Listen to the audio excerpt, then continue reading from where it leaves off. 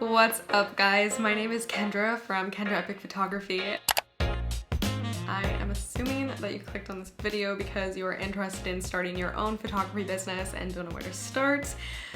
Let me tell you, you have come to the right place. By no means am I an expert in any way, but I don't know, after running my own photography business for a few years, I thought it would be nice to share my experience and some tips with you all.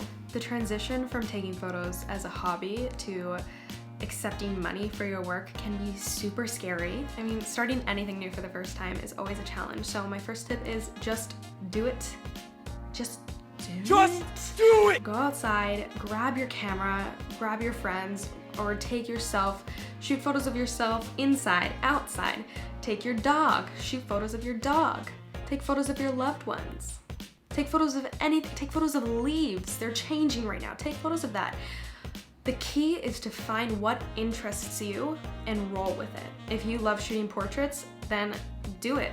If you want to shoot landscapes, do it. If you want to shoot food, do it. Grab a hamburger, grab a hot dog, grab a creme brulee. Light that shit on fire, photograph that. Do a couple shoots, and once you feel comfortable and you feel confident in your abilities, that's when you start. You jump in the deep end and you say, hey, I'm a photographer. My next tip is make a platform for yourself. So this includes building a website, making an Instagram account, making a Facebook page. Let's talk about website domains. I've done a lot of research in this department, and these are my three.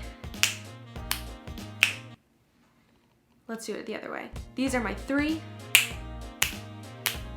favorite websites to use for photography. I really love Squarespace because it's super user-friendly. There are a huge variety of templates that are customizable, and I think their designs are super sleek and modern and a great way to display your work. Squarespace does have a monthly fee of about $12, I think, or an annual fee of $99, so that is something to consider. Wix is a platform that I'm not too familiar with, but similar to Squarespace, it's super user-friendly. They also have templates that are available, and this website domain does not have a monthly fee or an annual fee, so it's totally free. So that is definitely a huge plus. I think Wix is a great starting point if you're just starting photography and are looking for something to display some of your work. And my personal favorite website builder is iPixieSet.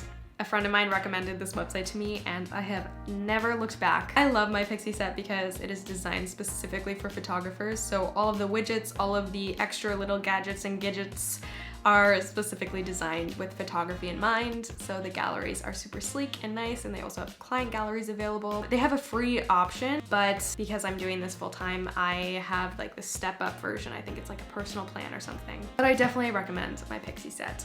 Okay, next, let's talk about gear. Okay, I 100% do not, look at me, do not recommend going out to a camera store or Best Buy and buying the most expensive camera or the top tier camera on the market currently. Do not do that. Buying expensive gear is not gonna make your photography any better. Start with something that most of us have. A smartphone is a great place to start. I know photographers that their whole brand is that they only use smartphones to shoot, which is so cool. So it's 100% doable. I worked on my Canon T3i for years before I invested in the equipment that I have now. Or if you're interested in film photography, go to your local thrift store, pick up a cheap film camera from there, and start shooting on that. Another thing to try out is a lot of camera stores usually sell used equipment. So used cameras, old lenses. So that's another great option if you're looking for something that's within a budget. But I will say it one last time, you do not need expensive gear. If you want to invest later on, definitely do that. But if you're starting out, utilize what's around you. Okay, and my next tip is to be one with the camera.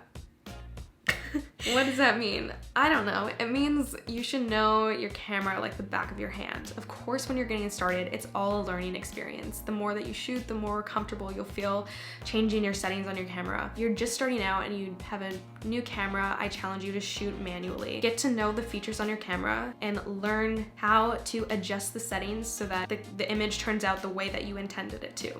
My next tip is budgeting. Make sure you are keeping track of everything. I mean everything. So this means keep track of every shoot, how much you charged per the shoot, were there extra expenses? For example, you had to drive someone across town, did you rent a studio, did you have to purchase materials? Also keep track of the gear you are buying so that you can claim your purchases. And lastly, keep all of this information in one place so you don't have to dig around in your files later on searching for an invoice from 6 months ago to find out how much the face paint was from that one shoot. You don't want to have to go through all of that. So definitely keep all of your financial information in one place. I recommend using something like Numbers or starting a Word document and just keeping a file there. And my last tip is just have fun and take a deep breath. Just take a deep breath with me.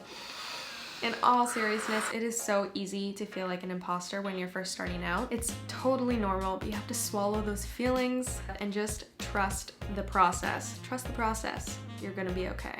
You are gonna do great. If you have any questions, please leave them in the comments below. Love you guys.